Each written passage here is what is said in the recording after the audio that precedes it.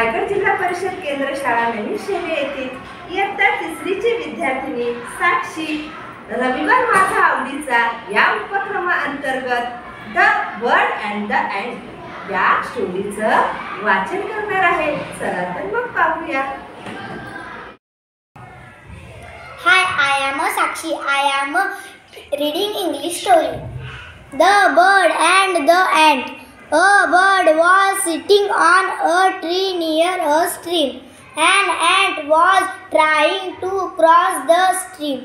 The bird saw the ant. It wanted to help the ant. The bird dropped a leaf on the water. The ant jumped onto the leaf. The ant crossed the stream. The ant said thank you. One day a hunter came for hunting. He saw the bird and ate it.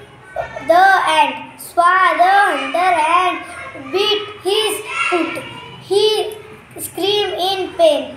The bird heard the scream and became alert. It saw the hunter and flew away. Thank you.